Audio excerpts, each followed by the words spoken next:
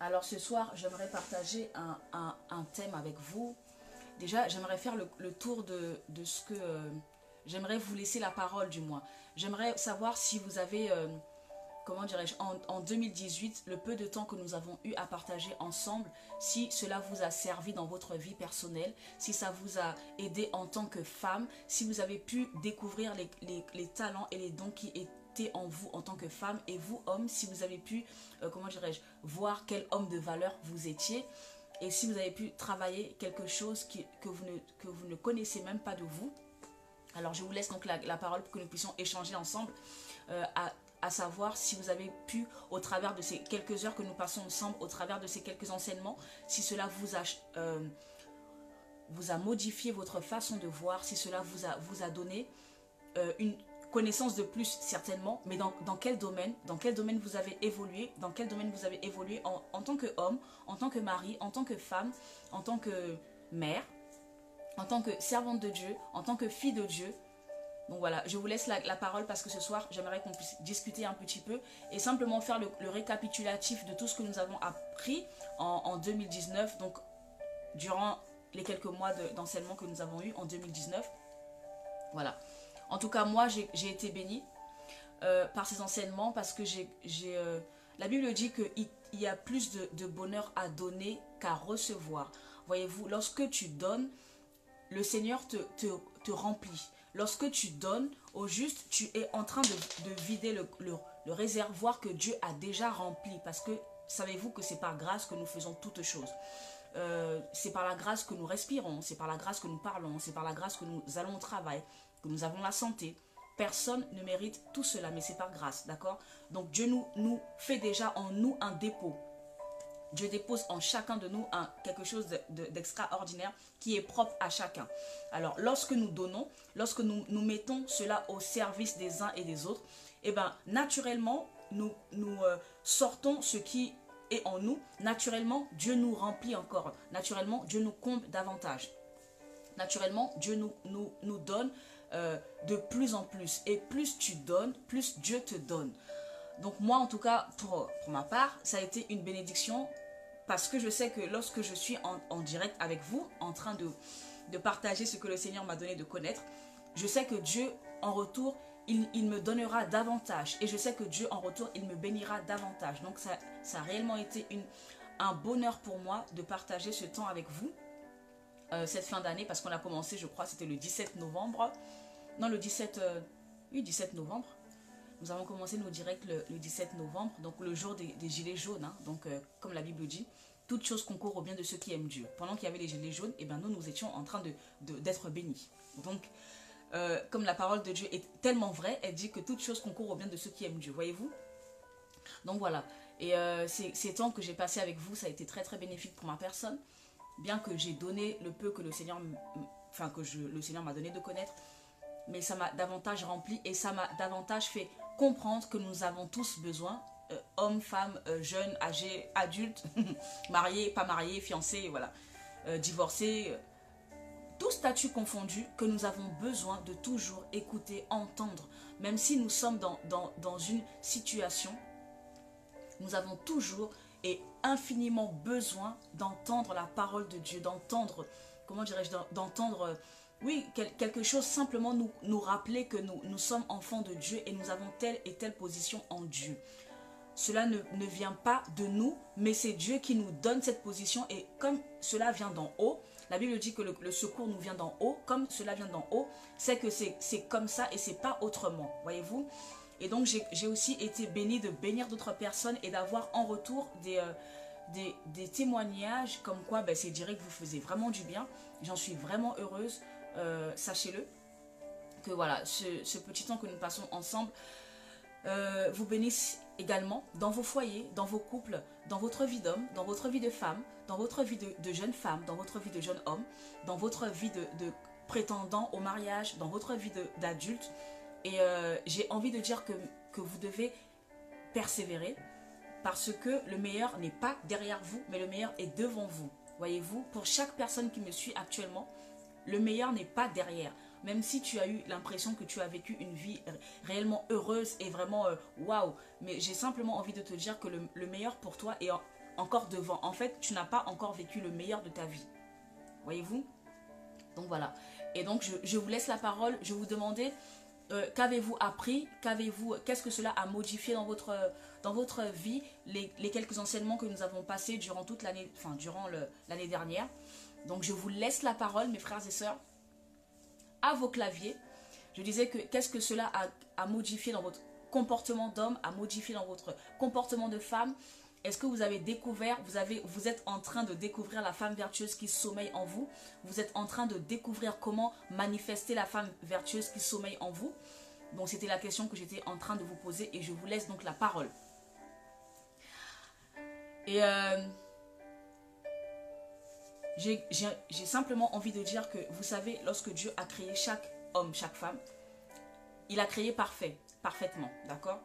Ce qui veut dire qu'en chaque homme, en chaque femme, il y a la perfection de Dieu, d'accord? Mais puisque nous avons été empoisonnés par le péché, nous avons été empoisonnés par le péché, résultat, nous sommes capables de faire et le bien et le mal, d'accord? Mais ce que Dieu nous demande et ce qu'il veut, et il nous donne cette force, il est le seul à nous donner cette force-là, c'est de pouvoir bannir le mal en nous et de pouvoir faire germer et produire le bien qu'il nous a donné dès le début, dès la création du monde, voyez-vous. Et ce soir, j'ai envie de vous encourager pour dire que même si vous traversez, peu importe la situation que vous traversez, et là nous sommes en début d'année, et si déjà en début d'année tu as l'impression que le ciel est en train de s'écouler sur toi, j'ai simplement envie de te dire que le meilleur est en toi. Au juste la solution se trouve en toi. Simplement, il faut que tu fasses appel à celui dont tu as toujours entendu parler. Ce Jésus qui t'a toujours chuchoté à l'oreille, en fait, je suis là. Tu n'es pas tout seul, je suis là avec toi. Et même si tu as l'impression qu'il n'y a personne qui peut t'aider parce que personne ne te comprend, ben lui, il te comprend. Lui qui peut te parler, qui peut lire tes pensées, qui peut lire dans ton cœur, qui peut comprendre tes émotions, qui peut comprendre comment dirais-je, tes sentiments, lui, il est avec toi. Et il n'a jamais cessé d'être avec toi à partir du moment où tu lui as donné ta vie. Voyez-vous? Donc, si en ce début d'année, quelqu'un dit, ben moi, c'est trop compliqué pour moi, je rebelote, je vais encore vivre ce que j'ai vécu l'année dernière, tu es la seule personne à devoir prendre cette décision. Voyez-vous, même Dieu ne te forcera pas. Il nous laisse le libre arbitre. Il nous dit la vie et la mort devant toi, mais il nous dit quand même choisis la vie. Seulement, c'est toi qui as le pouvoir de choisir. C'est toi qui as le dernier mot de choisir. Lui, il ne peut que nous donner tout ce qu'il a à nous donner, mais il ne peut pas choisir pour nous. Voyez-vous? Et ce soir, j'ai envie de te dire, ben, choisis la vie. Choisis l'encouragement. Essaye encore une fois. Peut-être que tu as essayé, que tu as trébuché. Peut-être que tu es même tombé. Peut-être que tu t'es même affalé. Tu as même vécu dans une période abominable. Tu as même vécu dans le désespoir. Peut-être que tout le monde t'a dit que toi, seulement toi là, tu n'y arriveras pas. Et bien ce soir, j'ai envie de te dire que essaye encore. Réessaye encore. Peut-être que la dernière fois, ce n'était pas la bonne. Ce soir, réessaye encore. Et tu verras si Dieu n'est pas un Dieu fidèle, voyez-vous. Et tu verras si sa parole n'est pas, comment dirais-je, si sa parole n'est pas infaillible, si sa parole n'est pas vérité, si sa parole n'est pas le chemin sur lequel toi tu dois marcher. Voyez-vous. Alors, j'ai envie de vous parler ce soir de la femme vertueuse. Hein. Vous allez me demander, mais pourquoi c'est toujours la femme? Pourquoi c'est toujours les femmes? Pourquoi les femmes? Je parle des hommes aussi, n'est-ce pas? Mais je mets plus l'accent sur la femme parce que la Bible dit que la femme vertueuse bâtit sa maison. Or, quasiment chaque jour ou tous les 2-3 jours, j'ai toujours une femme qui me parle, une jeune femme, une jeune fille, une femme, une maman, d'accord, qui me demande ou qui me parle, qui me fait part simplement de son quotidien, de sa vie, qui me fait part de ses erreurs. Et je me dis, bien, au juste, cette génération actuelle ne doit pas commettre les mêmes erreurs que la génération précédente, voyez-vous. Et plus la femme entendra parler de ce qu'elle est, du trésor qu'elle est, plus elle le manifestera, plus elle le mettra en pratique. Moins elle en entendra parler, plus elle va se décourager. Parce que figurez-vous que le découragement, il est tout autour de nous. Le quotidien même est un découragement, voyez-vous. Donc c'est pour ça que j'insiste réellement sur la femme, sur les hommes aussi, mais plus sur les femmes, parce que c'est la femme qui bâtit sa maison, parce que c'est la femme qui retrousse ses manches, qui pense à sa maison, qui pense à son foyer. C'est la femme qui pense aux enfants, qui pense au mari. La Bible dit que tes pensées se tourneront vers ton mari. Tes pensées se tourneront. Si tes pensées se tournent vers ton mari, ça veut dire que tu dois penser à beaucoup de choses. Mais le problème, ce qu'il y a, c'est qu'il n'y a pas que le mari. Il y a toi-même à penser, il y a le quotidien, il y a les enfants, il y a le travail. Il y a tant de choses qui tournent autour d'une seule personne nommée la femme, voyez-vous. Donc, si nous ne prenons pas le temps d'informer les femmes, d'apporter de la connaissance, d'apporter du discernement, d'apporter de l'éclaircissement, parce que bien souvent, nous agissons, n'est-ce pas? Nous agissons en croyant bien faire, n'est-ce pas? Nous parlons en croyant bien faire. Or, nous avons faux. Nous avons, comment dirais-je, nous courons à notre propre perte. Pourquoi? Ben parce que nous ne savons pas. D'accord? Et pas mal de foyers se sont disloqués, pas parce qu'il manquait de l'amour. L'amour était là, simplement parce que l'un et l'autre ne savaient pas comment faire. L'un et l'autre ne savaient pas comment parler avec toi, comment discuter avec toi, comment vivre avec toi, comment construire avec toi, comment marcher avec toi, comment conjuguer avec toi. Voyez-vous? Quand bien même, et je disais encore la dernière fois, à la dernière émission, que ce qui consolide un couple, ce n'est pas tant l'amour que nous avons l'un pour l'autre. L'amour, ça vient vraiment... l'amour, c'est l'une des bases, n'est-ce pas? Mais ce n'est pas l'amour qui fait durer un couple jusqu'à l'éternité. Parce que, bien souvent, vous avez aussi, vous aussi entendu, nous avons divorcé, mais nous nous aimons encore. J'ai divorcé de lui, mais qu'est-ce que je l'aime encore? J'ai divorcé de lui, mais je l'aime, mais vraiment, quand je le vois, quand je la vois, mon cœur bat. Voyez-vous? Donc, ce n'est pas qu'ils ne s'aiment pas, hein, ils s'aiment. Mais c'est que le quotidien n'est pas possible parce qu'il leur manque les clés et parce qu'il leur manque des principes du mariage. Si tu veux conduire une voiture, que ce soit en France, à La Réunion, en Suisse, au Japon, en Chine, aux États-Unis, si tu veux conduire une voiture, n'est-ce pas? Peu importe comment tu t'appelles, peu importe d'où tu viens, peu importe où tu es né, il te devra, tu devras passer le code, ensuite le permis, n'est-ce pas? C'est parce que toi, tu veux conduire la voiture que l'État a jugé bon que toute personne, tout citoyen qui veut conduire, qui veut utiliser la voie publique en sécurité, doit passer le code. À la réussite du code, il doit passer le permis.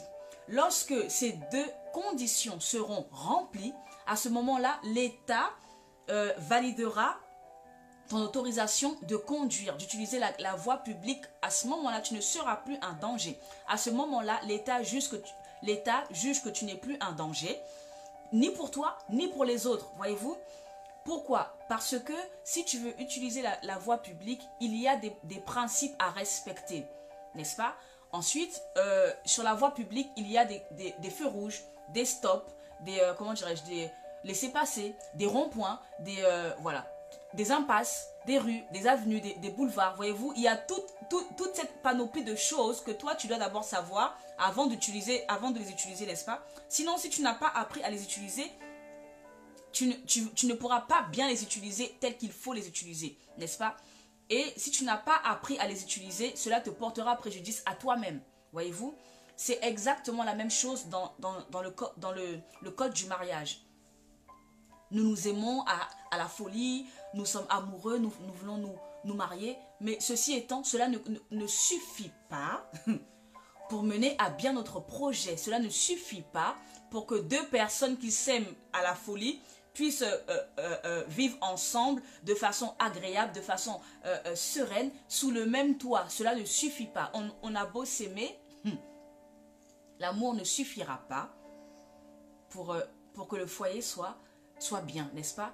il faudra ajouter de la communication, du dialogue. Et encore pour la communication, il faut savoir comment la gérer, n'est-ce pas? Parce qu'on peut aussi mal communiquer. Je peux te dire, écoute, va très vite me chercher le verre d'eau et tu me le ramènes tout de suite.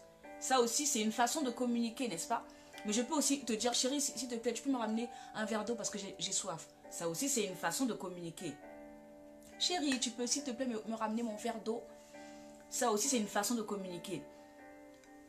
Vite, vite, vite, cours me chercher mon verre d'eau. Vite, dépêche-toi. Hein.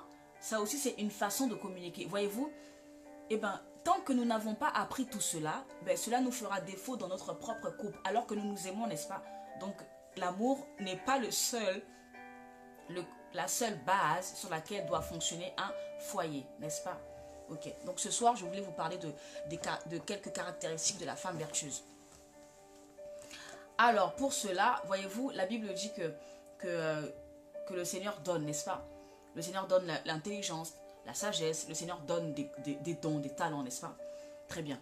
Et comme l'être humain n'a pas la capacité de se dédoubler, de se multiplier pour être à plusieurs lieux à la fois, l'être humain n'a pas la capacité, le don d'ubiquité. L'être humain n'a pas le don de se multiplier pour pouvoir être à plusieurs endroits à la fois, n'est-ce pas? Voilà pourquoi le Seigneur a donné l'intelligence d'écrire des livres pour que ce qui est là-dedans puisse être couché sur du papier et qu'on appelle un livre, et pour que le plus grand nombre puisse se le procurer pour pouvoir obtenir justement ces recommandations, ces conseils, ces prescriptions, ces choses qui nous permettent chaque jour d'être meilleurs et chaque jour de mettre la parole de Dieu en pratique pour pouvoir vivre de façon agréable, n'est-ce pas? Très bien. Alors, c'est ce que nous avons, c'est ce que j'ai du moins écrit dans ce livre qui s'appelle La femme vertueuse. Je ne sais pas si vous voyez. Voilà. Voilà. Et ça, je le conseille à toutes les femmes, à tous les hommes aussi, parce que l'homme ne se marie pas tout seul. L'homme doit apprendre à connaître la femme, n'est-ce pas? Donc, c'est ce que je conseille à toutes les femmes qui me suivent et à toutes les femmes qui ne me suivent pas, parce que vous pouvez aussi l'acheter pour pouvoir offrir. Parce que une femme doit se connaître, une femme doit savoir qui elle est, une femme doit se découvrir pour pouvoir resplendir et rayonner dans son rôle de femme. Voyez-vous, le rôle de femme, ce n'est pas que femme au foyer. Au juste, une femme n'est pas que la femme d'un homme. Elle est bien plus que cela, voyez-vous. Et plus tu découvriras qui tu es, plus tu le mèneras parfaitement, n'est-ce pas? Donc, femme vertueuse, est-ce que vous arrivez à lire? Femme vertueuse, mode d'emploi. Femme vertueuse, mode d'emploi nous apprend, à nous les femmes, comment? Ben déjà, qui sommes-nous, hein? Parce que la Bible nous dit que la femme vertueuse bâtit sa maison, n'est-ce pas? La femme vertueuse pense, elle se réveille le matin et elle pense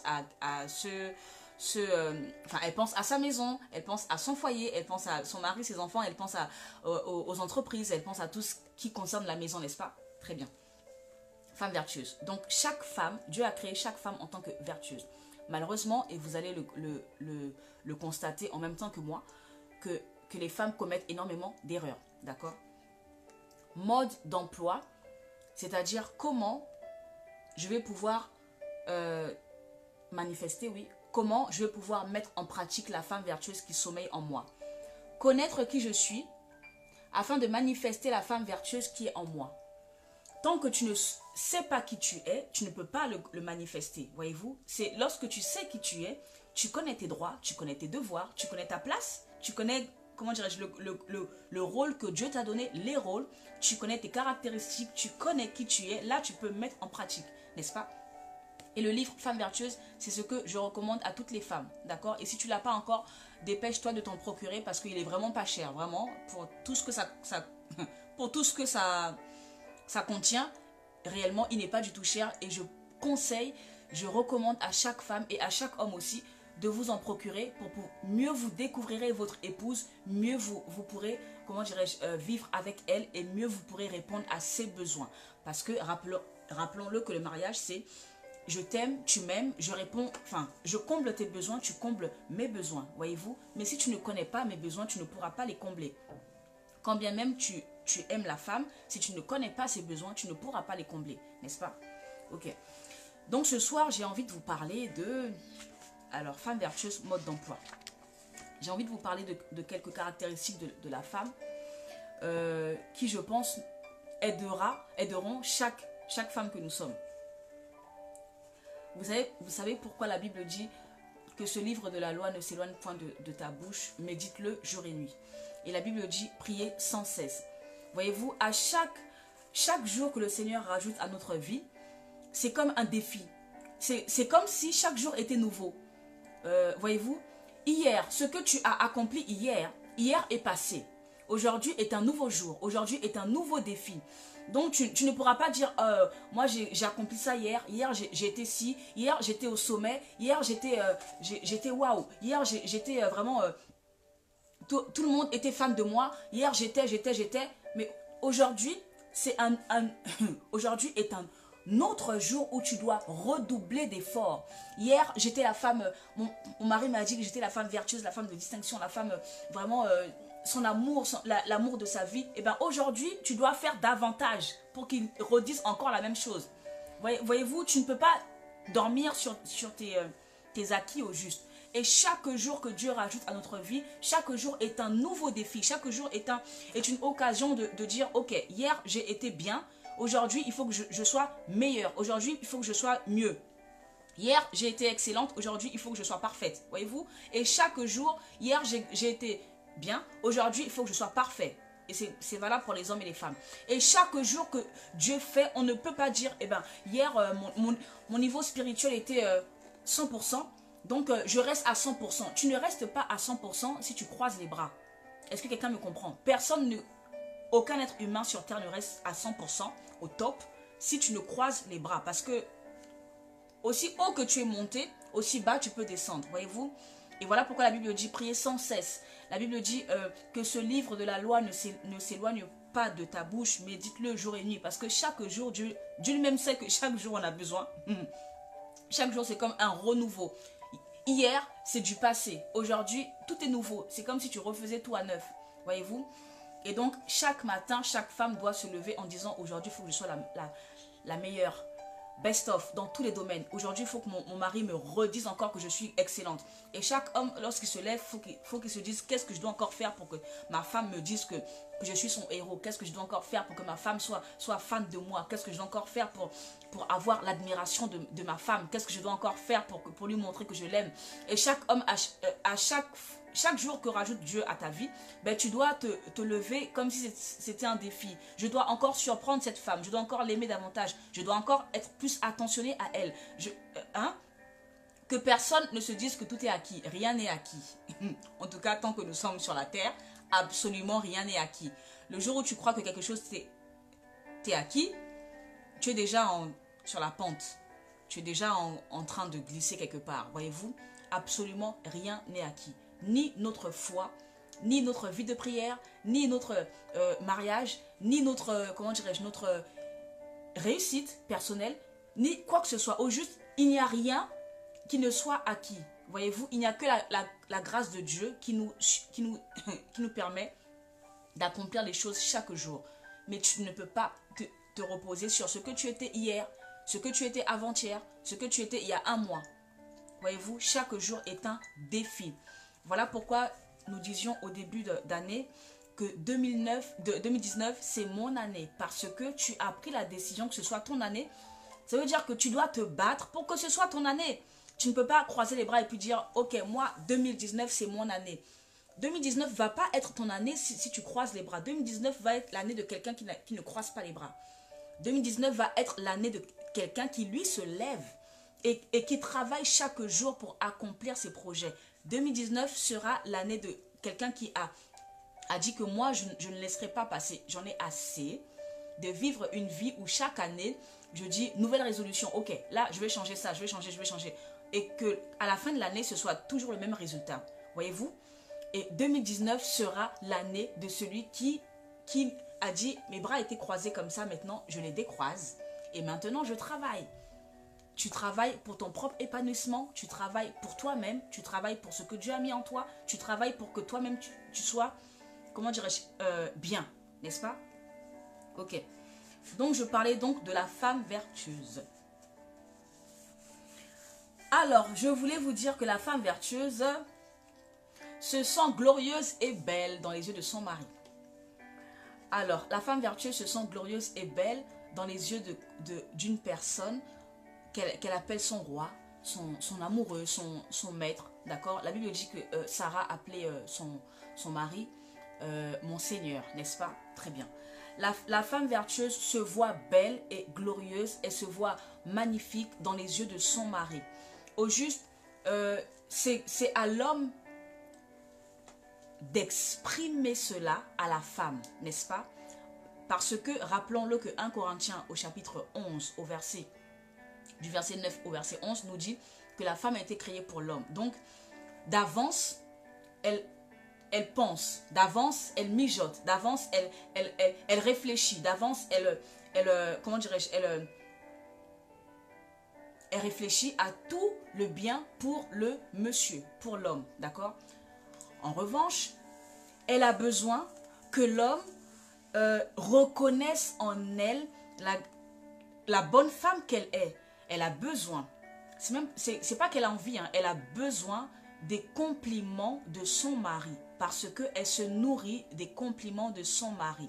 La femme se voit belle, elle se voit glorieuse, elle se voit magnifique dans les yeux de son mari. Ne faites pas comme certains hommes qui disent je t'ai dit je t'aime au début quand on s'est marié et là c'est valable pour toute la vie. Non, la femme a besoin parce que plus vous lui dites ça, messieurs, plus c'est comme si elle se comment dirais-je, elle se muscle. C'est comme si c'était du muscle pour elle. Plus vous lui direz chérie, je te remercie pour tout ce que tu fais pour moi, je te remercie d'être dans ma vie, voyez-vous, merci d'être dans ma vie. Voyez-vous, plus vous lui direz cela, plus ça sera un honneur pour elle. La femme vertueuse est belle, mais elle est belle dans vos yeux. Elle n'est pas forcément belle aux yeux de tout le monde entier, mais au moins, vous, si vous lui dites, il faut qu'elle se sente belle. Plus elle se sentira belle dans vos yeux, plus elle vous donnera le meilleur qui se trouve en elle, parce qu'elle en a besoin. Alors, la femme se sent aimée et désirée. Le sentiment... C'est la première impression qu'a eu Adam, n'est-ce pas? Lorsqu'il a vu Ève, il a dit, oh enfin, ouf, mon Dieu, quel soulagement, enfin celle qui est chair de ma chair, celle qui est os de mes os. Voyez-vous? Enfin, voilà, c'est celle que j'attendais, c'est celle qui va combler ma solitude, celle qui va me compléter parce que je me sentais seule, je me sentais isolée, je me sentais perdue dans tout ce beau monde. Et toi, tu es venu pour moi. Waouh! Adam a fait waouh! Enfin, ouf! Ma solitude est finie. Enfin, ouf! Je respire enfin. Là, je peux dire que je vis. Enfin, ouf! Je suis comblée. Enfin, ouf! Voilà quelqu'un qui est venu pour moi. Enfin, ouf! Pas quelqu'un qui est venu pour les animaux. Enfin, ouf! Pas quelqu'un qui est venu pour les plantes, pour les fleurs, pour les feuilles, pour les arbres, mais quelqu'un qui est venu pour moi, pour ma personne, pour mon bonheur. Enfin, ouf, voilà celle qui a été créée pour mon bonheur. Voyez-vous? Et plus vous direz enfin, ouh, ma chérie, merci vraiment d'être dans ma vie, merci pour ce que tu fais. Plus vous lui direz ça, plus elle sera votre bonheur. La femme vertueuse a besoin de cela. Est-ce qu'il y a des hommes ce soir qui m'entendent et qui peuvent dire amen? Est-ce qu'il y a des hommes qui me suivent ce soir et qui peuvent dire amen à ce que je suis en train de dire?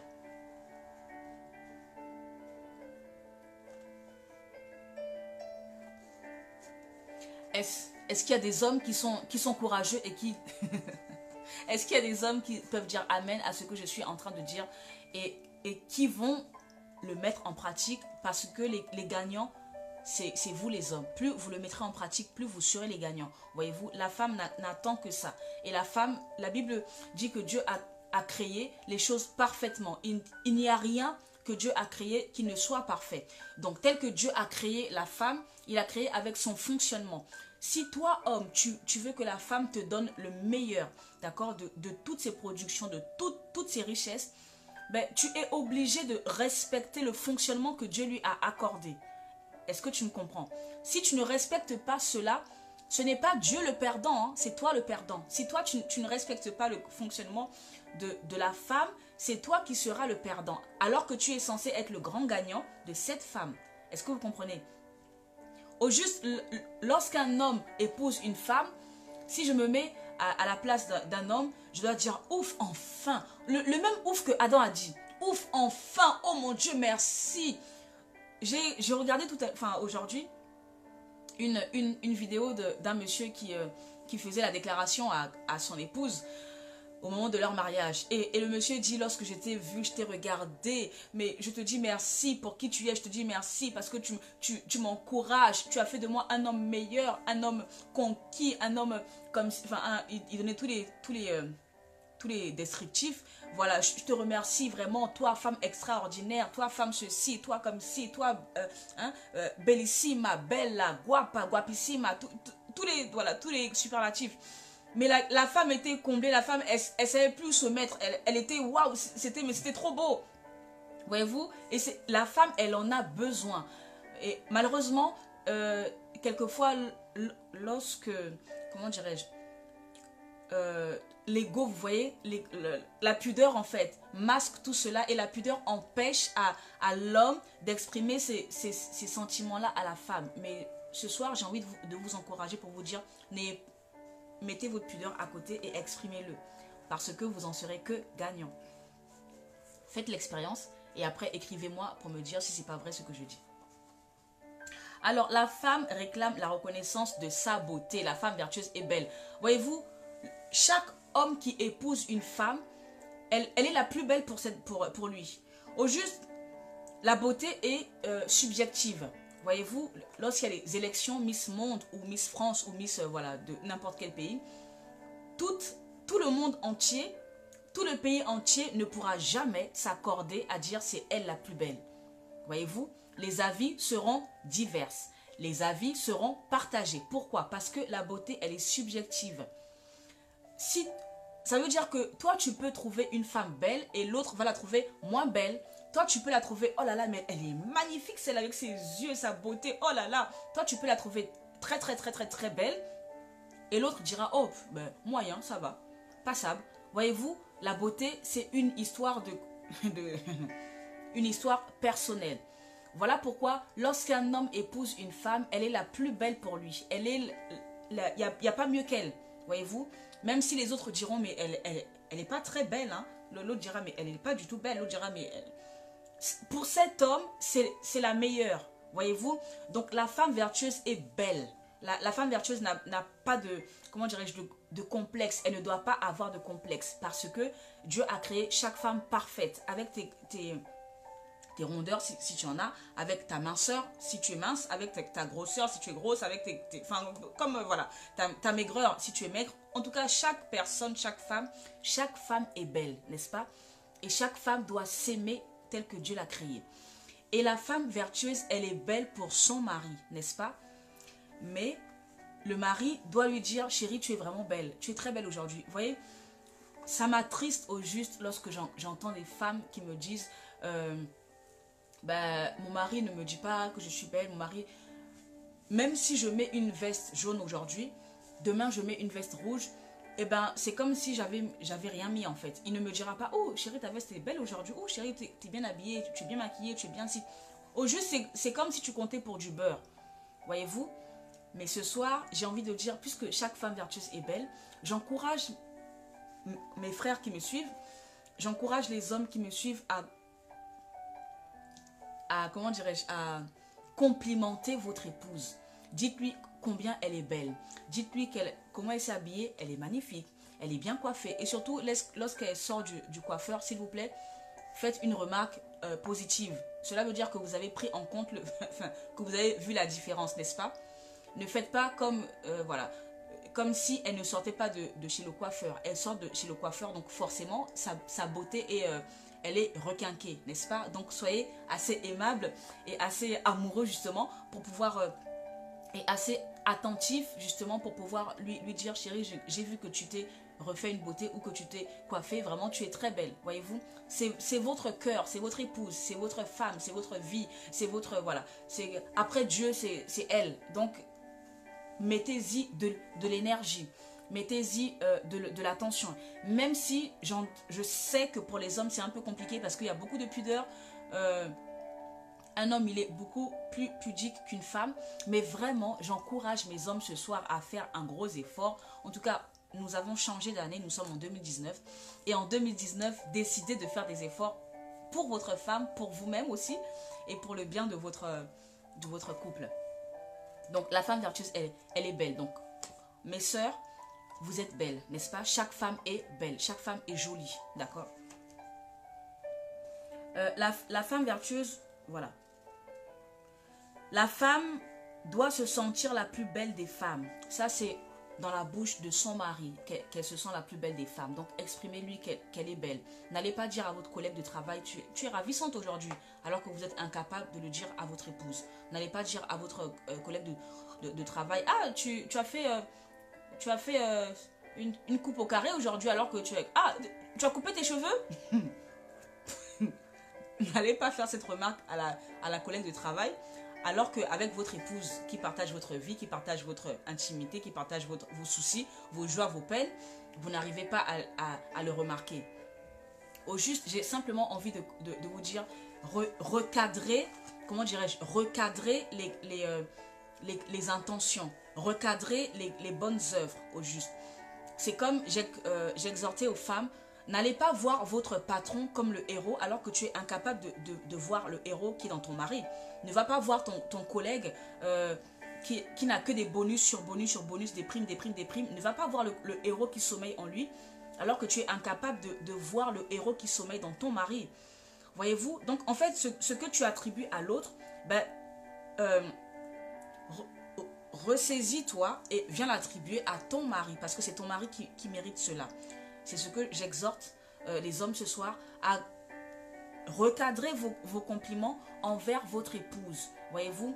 Parce que vous n'êtes pas marié avec les autres femmes du monde, vous n'êtes pas marié avec les sœurs, vous n'êtes pas marié avec quiconque, vous êtes marié avec cette femme-là. Et c'est elle qui doit bénéficier de vos compliments en premier lieu. Après, c'est pas interdit de complimenter les gens, hein. Moi, j'ai pas dit ça. Moi, j'aime beaucoup complimenter les gens. S'ils sont bien habillés, ben, je le dis. S'ils sont bien coiffés, je le dis aussi. Parce que je le fais déjà pour mon mari. Donc, j'ai aucune... voyez-vous, voilà. Je ne pourrais pas le faire avec autrui si je ne le faisais pas déjà chez moi. Voyez-vous? Ok. Donc, ressaisissez-vous et encouragez votre épouse ou encouragez votre mari afin que votre vie soit meilleure. Au juste, c'est dans de très petits détails cumulés les uns avec les autres, que le quotidien devient plus facile. Est-ce que quelqu'un me comprend? C'est en additionnant ces petits détails du quotidien que la vie devient plus facile. L'être humain aime les compliments. Nous ne sommes que des êtres humains. En tout cas, tant que nous sommes sur cette terre, l'être humain aimera les compliments. À l'oreille, c'est plus agréable d'entendre « tu es bien habillé, mon frère ». C'est plus agréable d'entendre que tu es habillé comme un torchon aujourd'hui. Voyez-vous, l'être humain aime les compliments. Donc, Marie, c'est normal que tu fasses des compliments à ton épouse. Épouse, c'est normal que tu fasses des compliments à ton époux, n'est-ce pas? Donc, ne vous trompez pas d'interlocuteur, si je peux le dire ainsi, d'accord? Donc, ne dispatchez pas les compliments qui sont réservés au mari ou à la femme à d'autres personnes, à d'autres interlocuteurs, d'accord? Travaillez déjà cela au sein de votre foyer et ensuite vous pourrez le dispatcher aux autres. Mais d'abord, c'est votre femme qui mérite parce que c'est elle qui endure votre quotidien.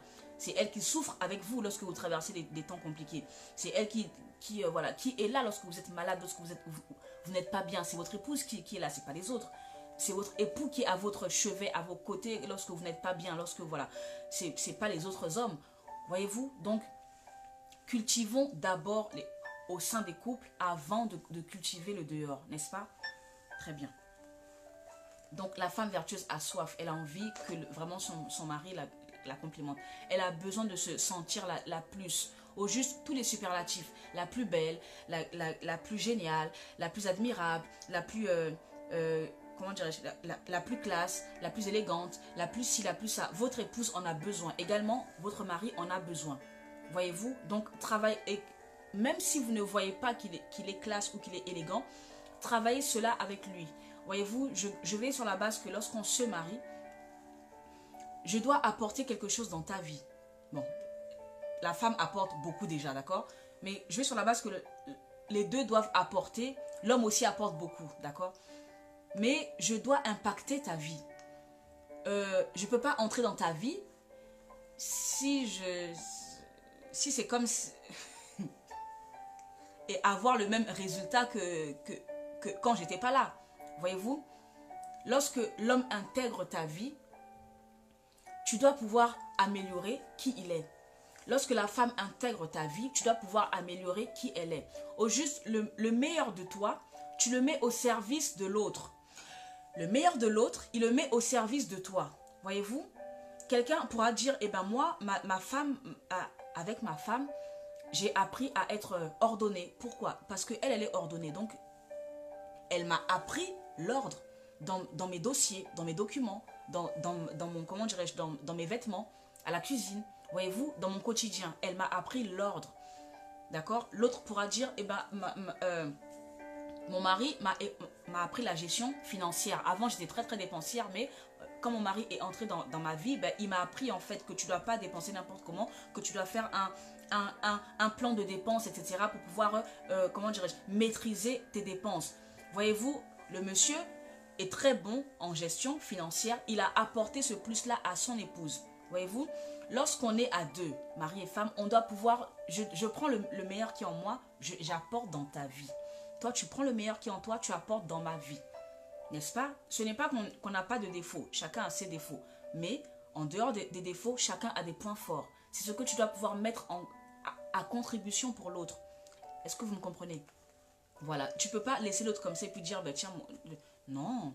Sinon, quelle est ta valeur ajoutée dans la vie de ton mari, dans la vie de ta femme? Au juste, nous devenons une seule chair.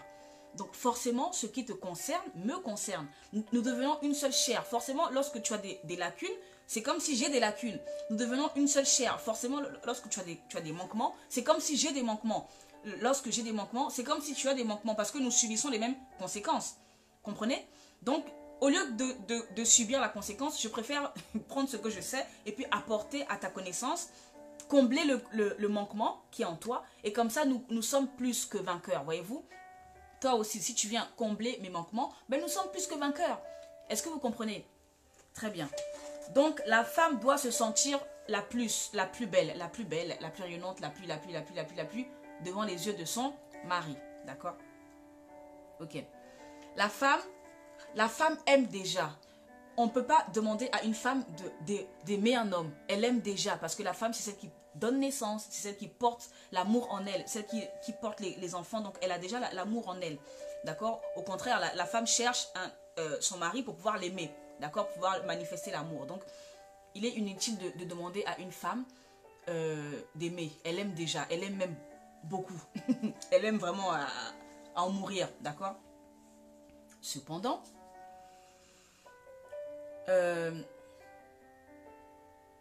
la sécurité de la femme, c'est l'amour que lui porte l'homme, n'est-ce pas? Donc, on ne demande pas à une femme d'aimer. La preuve dans Corinthiens, Éphésiens nous dit, femmes, soyez soumises à vos maris, mais maris, aimez vos femmes. Donc, en fait, la Bible ne demande même pas à la femme d'aimer. Elle aime déjà. Mais la Bible demande d'être soumise, n'est-ce pas? En revanche, la Bible demande à l'homme d'aimer parce que ce n'est pas que l'homme n'aime pas, mais c'est que l'homme a du mal, ce n'est pas évident à l'homme de montrer qu'il aime la femme, n'est-ce pas? Alors que la femme a besoin de cet amour-là. Maintenant, je vais quand même mettre un petit bémol. Connaissant les femmes, le problème avec les femmes, c'est que lorsque l'homme te montre qu'il t'aime, lorsque l'homme se donne à toi, t'ouvre son cœur à 1000%, et enfin voilà, oui, avec pudeur, donc voilà, à un moment donné, le problème, c'est que la femme, elle quitte son rôle de femme et elle veut prendre le dessus sur l'homme. Voyez-vous? Le problème avec les femmes, c'est que plus l'homme se livre, plus l'homme se livre complètement, plus la femme va vouloir prendre le dessus. Et ça, je ne peux pas le dire, n'est-ce pas? Parce que je l'ai trop souvent vu. Et voilà le piège qui guette les femmes. Le piège qui fait que les hommes, à un moment donné, ils se referment. Ils n'ont plus envie de montrer. Ils n'ont plus envie de se livrer. Parce que lorsqu'un homme se livre, c'est comme s'il n'a plus de défense. Il te livre toute son âme, tout son cœur, toute sa vie. Il n'a plus rien à cacher. Enfin, pas à cacher, mais c'est comme s'il il se livre tout entier. Il est sans défense, n'est-ce pas? Donc, la femme sage, la femme vertueuse, la femme de distinction, normalement, elle doit pouvoir accueillir tout cet amour-là, accueillir et toujours le considérer comme le maître de la maison, n'est-ce pas? La femme vertueuse réagirait comme ça. Ceci étant, je ne peux pas ne pas vous le dire au juste, d'accord? Malheureusement, dans les foyers, plus l'homme manifeste tout l'amour qu'il a pour la femme, toute la démonstration, plus la femme oublie en fait son rôle et elle veut prendre le dessus et prendre l'homme comme si c'était un enfant. Voyez-vous, ce qui a fait que les hommes se sont un peu refermés et les hommes ont dit ben, si c'est comme ça, je préfère ne pas montrer, ne pas me dévoiler. Je veux le dire comme ça. Ce qui a fait que les hommes se sont un peu... D'accord? Mais ce soir, puisque nous sommes toutes des femmes vertueuses, n'est-ce pas? En tout cas, j'espère que vous avez décidé d'être vertueuses en tout temps. D'accord? Puisque je m'adresse à des femmes sages, je m'adresse à des hommes sages, la Bible dit, Marie, aimez vos femmes. D'accord? C'est normal que l'homme puisse manifester l'amour, puisse montrer l'amour qu'il a dans son cœur, qu'il puisse le manifester auprès de sa femme. Ça, c'est normal. Mais je vais aussi dire aux femmes que malgré tout l'amour que vous donne votre homme, malgré tout ce que vous procure, tout ce que vous produit votre mari, s'il vous plaît, restez à votre place, s'il vous plaît. Restez à votre place. Pourquoi? Parce que cela crée une chose comme contre nature. Au juste, ce qui devait être normal dans votre couple, ben, à cause de la mauvaise gestion de la femme, ben, ça enlève le naturel et ça vous plonge dans une sorte de... C'est comme si l'homme devait se contrôler ses émotions, contrôler sa façon d'aimer, ne pas trop montrer. Voyez-vous? Et ça, je trouve ça triste. Donc, malgré tout l'amour que vous donne votre mari, même si vous avez les finances du foyer, vous avez, voilà, c'est vous qui gérez tout l'argent du couple, c'est vous qui faites toutes choses, malgré la position que vous avez dans votre foyer, malgré tout ce que votre mari vous permet de faire au sein de votre foyer, malgré les responsabilités que vous avez au sein de votre foyer, s'il vous plaît, mes sœurs, restez à votre place, s'il vous plaît. Même si c'est toi qui vas travailler, le monsieur actuellement ne travaille pas, même si c'est toi qui ramènes le salaire, le monsieur actuellement ne travaille pas, d'accord? S'il te plaît, reste à ta place. Ne viens pas crier sur lui parce que c'est toi qui ramène le salaire. Ne viens pas lui parler comme un enfant parce que c'est toi qui travailles et que lui, actuellement, il ne travaille pas. Ne viens pas le considérer comme un moins que rien parce que c'est toi qui travaille actuellement. Ne viens pas lui parler comme une chaussette parce que c'est toi qui travaille actuellement. Est-ce que quelqu'un me comprend? En tout cas, j'exhorte mes sœurs. Je peux pas, dans tous les cas, je ne peux pas ne pas vous le dire parce que je ne fais que dire les choses vraies. D'accord? Donc, que les femmes restent bien à leur place, de femmes soumises. Et j'exhorte les hommes à aimer, à démontrer, à manifester. D'accord? Très bien. Parce que, rappelons-le que les couples doivent fonctionner tel que Dieu l'a recommandé. Il n'est pas bon qu'à cause des mauvaises manières, mauvaises habitudes des uns et des autres, que les choses bibliques puissent être changées. Est-ce que vous me comprenez? Il est bon que l'ordre des choses qui a été établi, ben, soit comme ça dans les foyers. Que ce ne soit pas nos comportements qui changent en fait, que ce ne soit pas nos comportements qui détruisent, que ce ne soit pas nos comportements, nos caractères qui brisent, qui annulent et qui détruisent tout ce que Dieu a parfaitement créé pour notre propre bonheur. Je rappelle que la Bible a été écrite, ce n'est pas pour Dieu. Dieu est déjà sa parole, il n'a pas besoin du papier pour exister. Il est déjà, n'est-ce pas? Mais s'il a écrit la Bible, c'est pour toi et moi. C'est pour qu'à chaque moment de notre vie, que nous puissions aller nous réfugier. Que me dit le Seigneur? Qu'est-ce que le Seigneur me dit dans cette situation? Qu'est-ce que je dois faire? Comment je dois me comporter? quelle direction suivre, enfin voilà, la Bible est là pour nous donner le chemin à suivre. Si la parole de Dieu n'était pas là, nous serions perdus. Mais la parole de Dieu est là pour que nous soyons dans le droit chemin et que chaque jour que Dieu rajoute à notre vie, que nous marchions et que nous nous attelons à marcher sur ce droit chemin. Voyez-vous? Donc, il est important que les foyers retrouvent la normale biblique. Il est important que les femmes retrouvent leur place. Il est important que les hommes également manifestent et retrouvent leur place. Il est anormal que les couples fonctionnent d'une façon tohu bohu parce que, à cause des comportements, mauvais comportement des femmes, mauvais comportement des hommes, mal compréhension des femmes, mal compréhension des hommes, il est temps que nous puissions retrouver une normalité. Quelqu'un me comprend ce soir? Est-ce que quelqu'un peut dire normalité? Quelqu'un peut écrire normalité. Il est temps que nous puissions retrouver une normalité, pas n'importe quelle normalité, la normalité de la parole de Dieu. Est-ce que quelqu'un peut écrire normalité? Normalité parce que, honnêtement parlant, il y a trop de choses qui sont, au juste même la normalité, en fait, ce qui n'est pas normal est devenu normal. Voyez-vous? Parce que tellement nos mauvais caractères, nos mauvais comportements ont influé dans les couples, dans le quotidien, que ce qui n'est pas normal est finalement, tiens, c'est normal. Non, c'est pas normal. Il faudrait que notre comportement, que notre caractère, que nous puissions le retrouver dans la parole de Dieu. Que lorsque tu lis la parole de Dieu, que tu te retrouves toi-même. Est-ce que quelqu'un me comprend? Pas que tu dises, oulala, mais moi je suis très loin de ça. Non, il faudrait que tu dises, ah oui, là je suis en train de me lire. Là je suis en train de lire les caractéristiques qui sont les miennes. Je me retrouve dans ça. Est-ce que quelqu'un me comprend? Quelqu'un peut écrire normalité. Normalité. Retrouvons cette normalité. Voyez-vous? Ok. La femme, donc, elle aime naturellement. Sa sécurité, on l'a dit, c'est l'amour que lui porte l'homme. D'accord? Donc, messieurs, aimez vos femmes, aimez-les, mais vraiment sans réserve. Et mesdames, restez à votre place, continuez à respecter l'homme, malgré toutes les responsabilités qui vous incombent. Ne prenez pas vos responsabilités comment dirais-je, comme si vous aviez un moyen de pression sur votre mari, comme un moyen de faire du chantage. Ça ne marche pas comme ça, voyez-vous.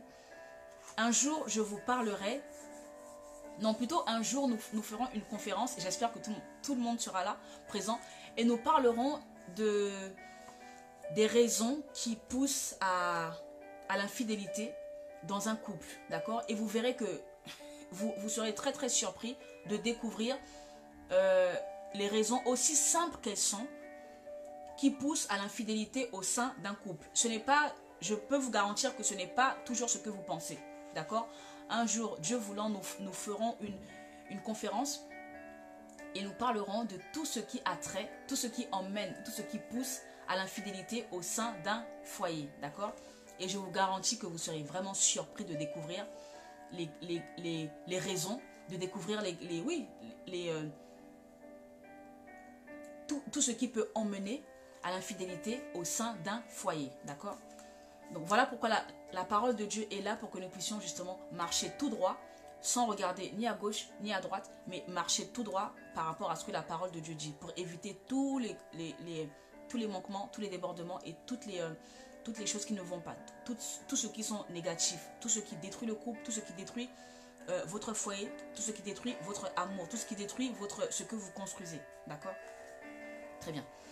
La femme, elle est malade sans amour, mon Dieu. La femme vertueuse, la femme même, toute femme, est malade sans amour. Au juste, Dieu a mis dans le cœur de la femme une telle dose d'amour qu'elle a besoin de donner de l'amour à son mari, à ses enfants, à l'humanité. Mais elle a besoin de recevoir l'amour de son mari, n'est-ce pas? Une femme qui n'est pas encore mariée, c'est comme si elle disait, Seigneur, donne-moi quelqu'un que je vais aimer. Donne-moi quelqu'un dont je vais prendre soin. D'accord? Donne-moi quelqu'un à aimer parce que j'ai trop d'amour dans moi, je veux le donner. D'accord? Ok. Mais je vous ai dit que la femme se nourrit de l'amour que lui porte son mari. Très bien. Une femme qui ne sent pas, qui ne sent pas que son mari l'aime, elle se sent en danger. Au juste, une femme qui ne voit pas dans son mari les attitudes d'amour. Ce n'est pas forcément les paroles, mais qui ne voit pas les attitudes, les gestes, l'attention, la tendresse de la part de son mari. C'est comme si elle dira « mon mari ne m'aime pas ». Et pourtant, ce n'est pas forcément vrai, n'est-ce pas? Mais elle se dira « mon mari ne m'aime pas ». Et là, elle se sentira en danger. Voyez-vous, la femme a besoin des bras de son mari autour d'elle pour se sentir en sécurité. Elle a besoin de ça. Lorsqu'elle a l'impression qu'elle n'est pas aimée, elle ne se sent pas en sécurité, elle se sent en danger. Une femme qui se sent en danger, elle a du mal à donner le meilleur d'elle. Au juste, c'est comme un cycle, au juste.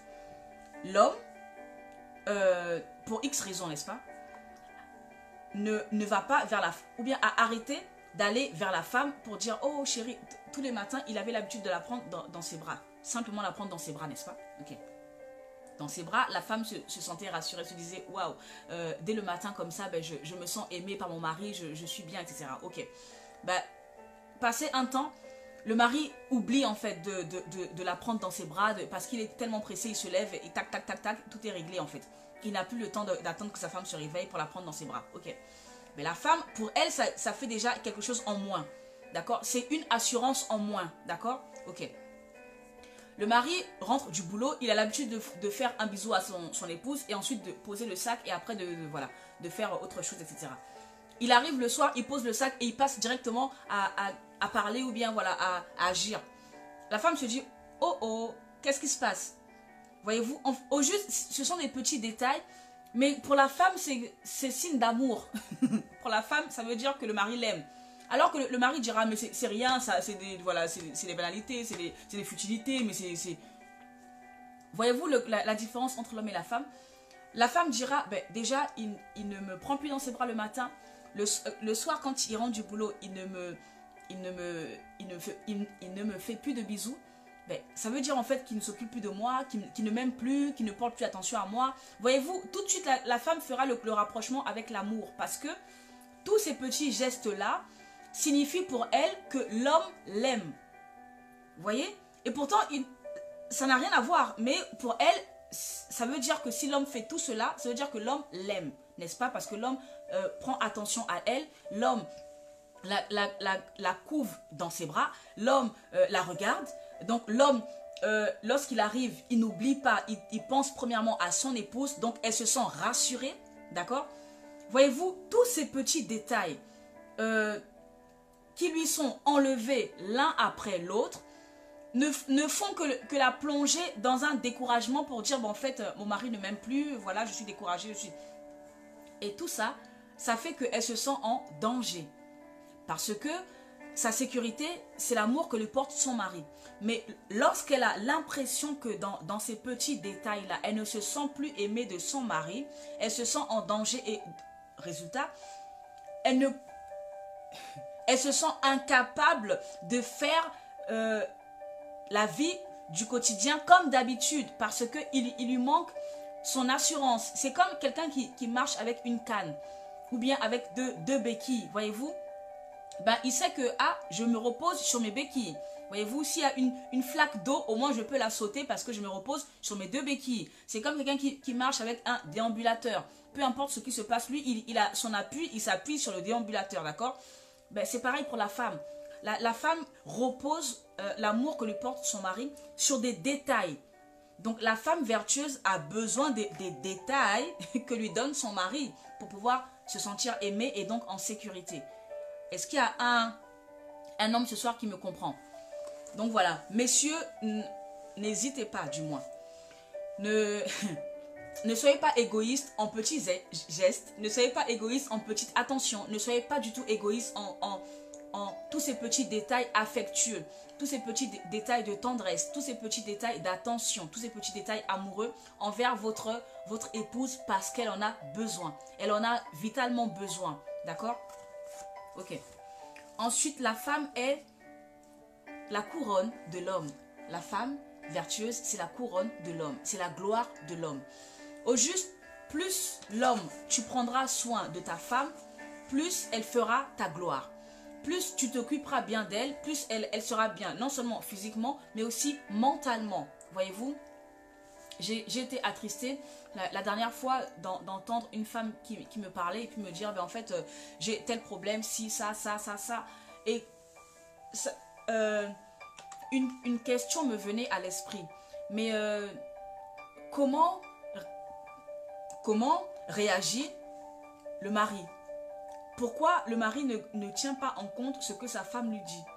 Parce que plus elle ne sera pas bien, moins elle pourra le rendre heureux.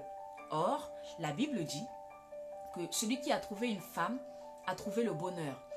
Donc, plus tu polis, plus tu arroses, plus tu fais briller, d'accord, ton bonheur, plus c'est toi qui es heureux, parce que tu es le seul bénéficiaire de ce bonheur. Mais si tu étouffes le bonheur, si tu dénigres le bonheur, si tu salis le bonheur, si tu ne prends pas soin, tu négliges le bonheur, c'est certain que tu ne seras pas heureux. Parce que ton bonheur est sale, ton bonheur est par terre, ton bonheur est malheureux, ton bonheur est, découragé. Donc ton bonheur ne peut pas te donner le bonheur qui est à l'intérieur de lui. Est-ce que vous me comprenez? Donc je dis, mais pourquoi cet homme ne se rend pas compte de ce que sa femme est en train de m'expliquer? Parce que si elle m'explique ça, c'est qu'elle le vit, d'accord? C'est qu'elle lui a déjà expliqué.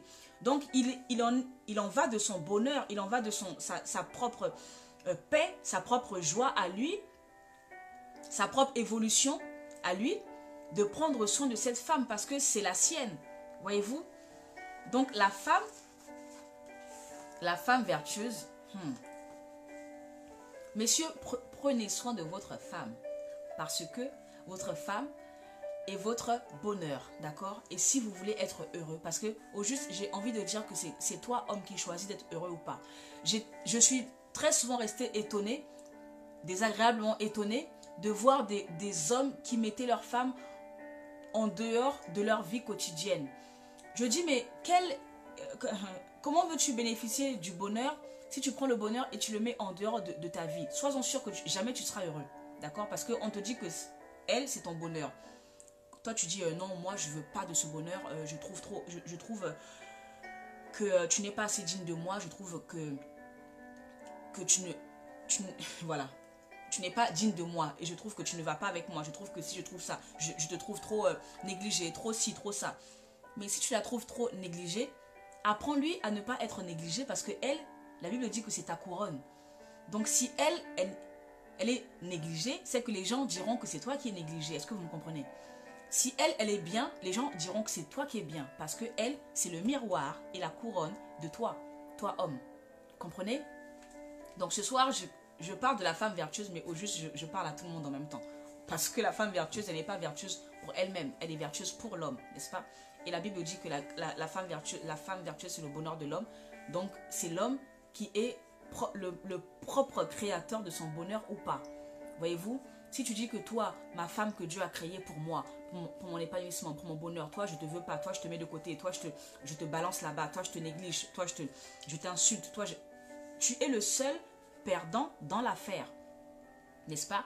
Mais si tu dis que toi qui es mon bonheur, toi qui a été créé pour moi, toi qui es là pour mon bien, toi qui penses à mon bien, toi qui est je dirais, la personne sûre qui pense à mon bien, ben, je te veux dans ma vie, je t'intègre dans ma vie, je t'intègre dans mon quotidien et je veux que tu sois là pour moi, je veux bénéficier de tout ce que le Seigneur a mis dans toi, mais je veux aussi arroser ta vie, voyez-vous? Homme, tu seras le seul bénéficiaire de cette femme-là. Tu seras le seul bénéficiaire de ton bonheur parce que c'est réellement ton bonheur personnalisé, voyez-vous? Dans tous les cas, la femme, c'est un bonheur, c'est le bonheur, n'est-ce pas? Ok.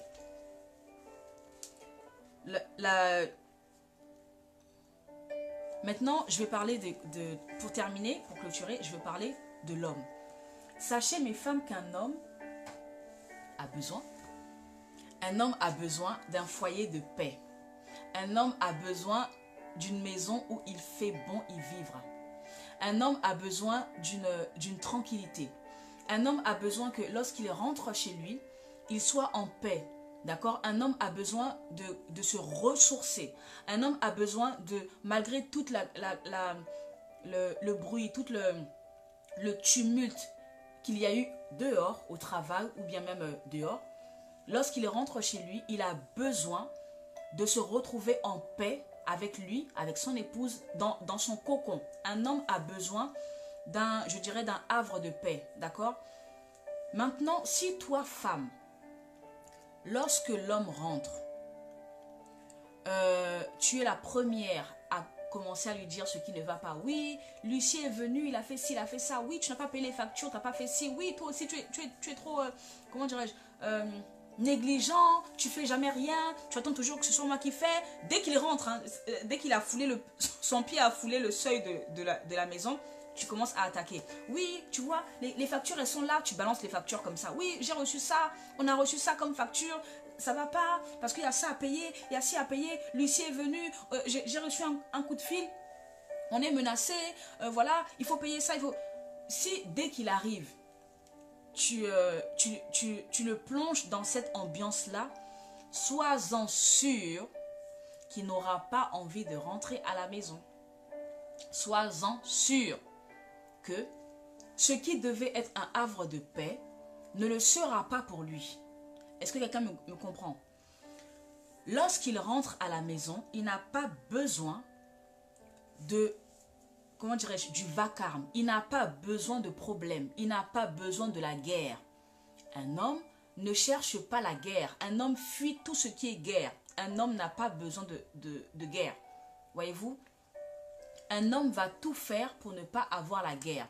Voilà pourquoi au moment où toi tu parles, tu vocifères, le monsieur ne parle pas. Tu crois qu'il a peur de toi ou quoi que ce soit. C'est parce qu'il n'a pas envie. Au juste, moins il va parler, il a l'impression que tu vas te taire. Parce qu'il ne veut pas de problème. Il ne veut pas de problème. Il ne veut pas de querelle. D'accord? Il ne veut pas de dispute. Il veut la paix. Un homme recherche la paix, il faut absolument qu'il la trouve dans son foyer. S'il ne la trouve pas dans son foyer, cela est dangereux pour lui-même et pour le foyer. Est-ce qu'il y a une femme qui me comprend ce soir? Voilà, je suis, dans tous les cas, je vous dis la vérité, la stricte vérité de ce qui se passe ici sur la terre, d'accord? Lorsque vous avez un foyer, vous êtes dans votre foyer avec votre mari, votre femme, travaillez de telle enceinte que ce foyer soit votre jardin, d'accord? Ce n'est pas dans ce foyer où vous devez travailler les querelles. Lorsque votre époux rentre, recevez-le. C'est chez vous, n'est-ce pas? C'est chez vous deux, n'est-ce pas? Vous êtes chez vous, dans votre maison. Recevez-le, qu'il se sente accueilli, qu'il sente qu'il y a une différence entre le travail, le dehors et chez lui. Qu'il sente que chez moi, lorsque je vais arriver, ma femme va m'accueillir. Lorsque je vais arriver, je vais pouvoir me reposer, je vais pouvoir me décompresser auprès de ma femme. Voyez-vous, il faudrait que l'homme ait cela en tête. Il ne faudrait pas qu'il ait peur de rentrer chez lui. Il ne faudrait pas qu'il ait, comment dirais-je, la pression de rentrer chez lui. Il ne faudrait pas qu'il ait, oui, peur, crainte de rentrer chez lui, de peur de problème. Il ne faudrait pas que tu sois une femme querelleuse. Il ne faudrait pas que tu sois une femme de dispute. Il faudrait plutôt que tu sois une femme de paix. Tu verras, le monsieur va courir, va laisser tout ce qu'il a à faire. Si le travail finit à 16 h, il va vite courir chez lui pour pouvoir, comment dirais-je, te retrouver parce que toi, tu lui donnes la paix. Parce que toi, tu lui donnes cette stabilité-là. Il faut savoir que lorsque l'homme se marie, il recherche en la femme une stabilité. Il recherche en la femme une sécurité. En fait, une position de telle enceinte que malgré tout ce qui se passe, mais auprès de toi, ben, je suis bien. Avec toi, je suis bien. Auprès de toi, je peux parler, je peux discuter sans se quereller. Auprès de toi, je peux parler, je me sens moi-même. Je n'ai pas besoin de jouer un jeu, n'est-ce pas? Il faudrait que ton mari retrouve en toi le cocon de paix. Il faudrait que toi, femme, que tu fasses l'effort d'être ce cocon de paix pour ton mari, pour ton foyer. Parce que si toi, tu ne l'es pas, tu mets en danger ton couple. Et la Bible dit que c'est la femme vertueuse qui bâtit sa maison. Et ça fait aussi partie de bâtir la maison. D'accord? Je vous ai dit que dans bâtir la maison, c'est pas bâtir en prenant les briques, en posant brique après brique. Ce n'est pas ça. C'est bâtir dans le sens émotionnel, bâtir dans le sens spirituel, bâtir dans le sens de la continuité de vie. D'accord? Et il faudrait absolument que toi, tu sois cette femme-là auprès de qui ton mari a hâte de courir parce que auprès de toi, il retrouve ce qu'il recherche. Il ne faudrait pas qu'il retrouve ce qu'il recherche auprès d'autres personnes. C'est toi qui es la mieux placée pour pouvoir combler ce besoin-là. Le bonheur, il comble tous les besoins, d'accord? Que recherchons-nous sur la terre de plus que le bonheur? Que recherchons-nous de plus sur la terre? Que recherchons-nous de plus que le bonheur? Il n'y a rien que l'être humain recherche de plus que le bonheur. Chaque être humain recherche le bonheur. Mais la Bible dit que l'homme a trouvé le bonheur dans sa femme. D'accord? Donc il faudrait réellement que tu sois ce bonheur-là. Mais ça, c'est le Saint-Esprit qui donne la force. Parce que quelquefois, tu as envie de parler parce que tu attends qu'il arrive justement pour pouvoir parler. Tu attends qu'il arrive et dès qu'il arrive, tu dis oui, voilà. Je démarre au quart de tour, je commence. Allez, hop, il est arrivé, c'est bon, ça va commencer là. Voyez-vous? Et c'est exactement ce qu'il ne faut pas faire. Voilà pourquoi j'ai expliqué la dernière fois que il y a une différence entre une femme qui ressemble à toute autre femme et une femme de distinction. Tu es une femme de distinction, pas parce que tu sais parler, pas parce que tu es belle, pas parce que tu sais t'habiller, pas parce que tu sais tout ce qui est physique, non. Tu es une femme de distinction parce que au moment où les autres doivent s'énerver, au moment où les autres s'énervent et agissent désagréablement de façon naturelle, toi, c'est à ce moment-là que toi, tu prends sur toi et tu serres les dents comme ça, là. Et tu serres les coudes, enfin les mains comme ça, là. Au juste, tu prends sur toi, tu avales ta salive. Tu sens la salive passer comme ça.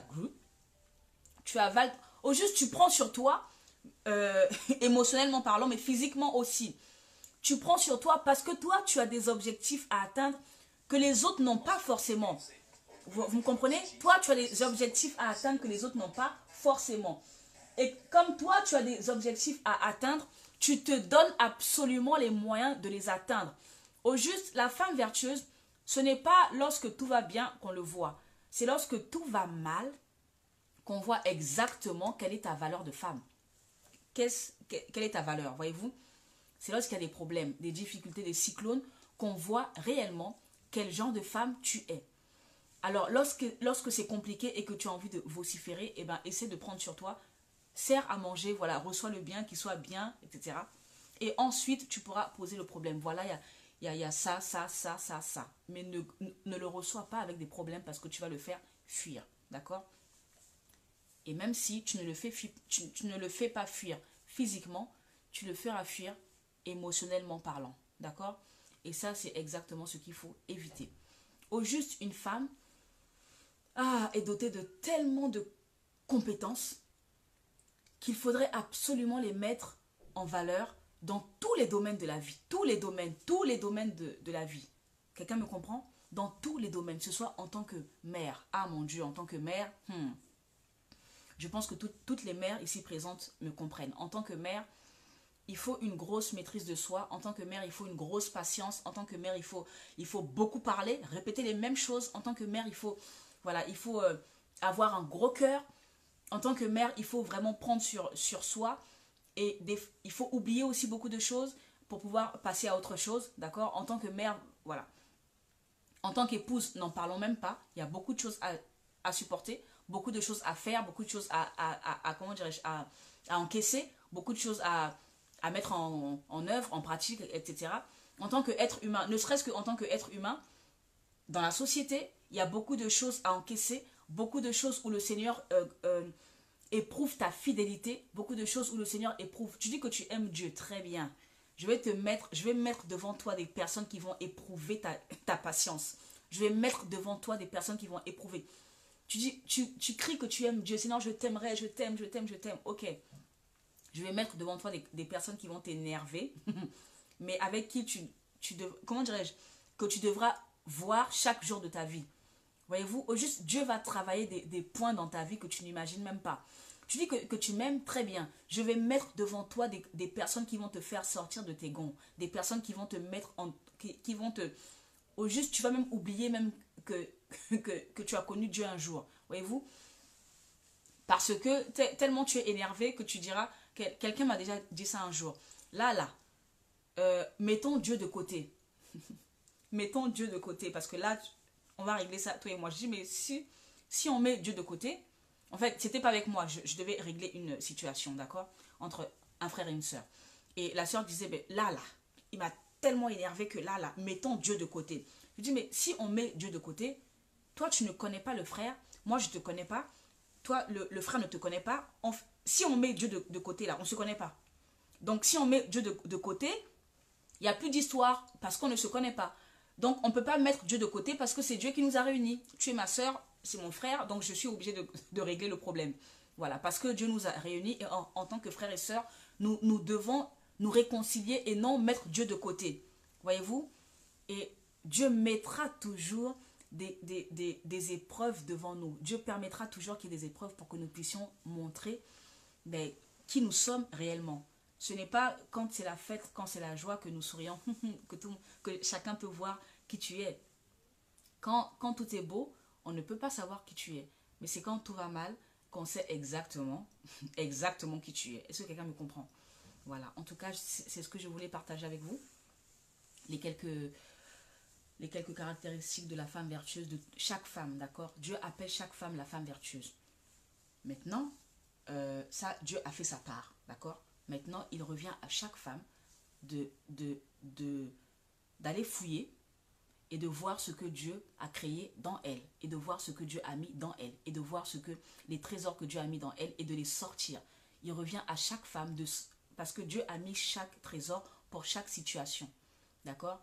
Et il revient à chaque femme de prendre exactement, je dirais, la clé pour telle situation, la clé pour telle situation, la clé pour telle situation. De telle enceinte que à chaque fois qu'il y a une situation, que nous soyons toujours des femmes vertueuses, d'accord? Très bien, c'était ce que je voulais vous partager ce soir. Je vous donne rendez-vous jeudi soir. J'espère que vous avez été bénis par ces quelques mots. Que le Seigneur soit béni en tout cas de nous donner ces temps de partage. Que le Seigneur soit béni de nous gracier pour que nous puissions nous retrouver autour de ces vidéos. Passez une très bonne soirée. J'espère que vous avez été bénis. Moi, j'ai été bénie. Je suis toujours bénie de toutes les façons lorsqu'il s'agit de la parole de Dieu, parce qu'elle nous fait tellement de bien et on en a tellement besoin chaque jour que Dieu rajoute à notre vie. Et je vous souhaite d'évoluer, de prospérer, d'avancer, et je vous souhaite vous-même de constater que vous êtes en train d'avancer. Je vous souhaite à vous-même de voir et d'apprécier votre propre évolution. Il n'y a rien de mieux que de se voir évoluer. Il n'y a rien de mieux que de voir que le Seigneur travaille avec vous, le Seigneur travaille en vous, et le Seigneur vous fait quitter d'un point A à un point B. Il n'y a rien de mieux que d'être, comment dirais-je, encouragé par la parole de Dieu, parce que nous savons très bien que la parole de Dieu ne faillit jamais. D'accord? Ne faillit jamais, jamais, jamais. Donc voilà, restons attachés à sa parole, restons attachés à ce qu'il nous donne, à ce qu'il nous donne de faire, à ce qu'il nous donne d'accomplir. Et tout en sachant que 2019 commence, je vous en supplie, ne laissez pas passer un seul jour sans que vous ayez fait poser une pierre à l'édifice. Ne laissez pas passer une seule journée sans que vous n'ayez rajouté un jalon à votre propre évolution, sans que vous n'ayez rajouté un jalon à votre propre projet, d'accord? Et épanouissez-vous, accomplissez-vous, aidez quelqu'un à gauche, à droite, soyez utile au juste pour tout un chacun, et le Seigneur prendra plaisir à la personne que vous êtes, le Seigneur prendra plaisir à la fille que vous êtes, au fils que vous êtes, d'accord? Je vous donne rendez-vous jeudi, donc dans quelques jours, dans 3 jours, à 21h, heure de la Réunion, et 18h, heure de France, heure de Paris, d'accord? D'ici là, passez une très bonne soirée, très belle soirée, dans la présence de Dieu. N'oubliez pas de partager la vidéo dès qu'elle termine, de partager la vidéo afin que les autres personnes aussi puissent être bénies, et que réellement, que les femmes puissent être des femmes vertueuses, et que les femmes arrêtent d'être des femmes tigresses, que les femmes arrêtent d'être des femmes caméléons, que les femmes arrêtent d'être des femmes vociférantes, que les femmes arrêtent d'être des femmes, comment dirais-je, destructrices, mais qu'elles soient réellement des femmes vertueuses, encore mieux, des femmes de distinction. D'accord? Que les foyers puissent être des foyers vraiment épanouis avec des hommes et des femmes de valeur, et que les hommes aussi soient des hommes de valeur, que l'homme aussi soit également, comment dirais-je, un bon chef de famille, un bon capitaine de bateau, un bon chef d'entreprise. Et prenez courage, parce que c'est le Seigneur qui donne la force d'accomplir toutes ces choses, parce que c'est lui qui les a établis. Puisque c'est lui qui les a établis, donc c'est lui qui donne la force d'accomplir toutes ces choses-là. D'accord? Si ce n'est que par nos propres efforts, nous n'arriverons pas. Mais c'est Dieu qui donne la force d'accomplir les choses. Donc très bonne soirée à vous et à très bientôt. Shalom, shalom, bye bye.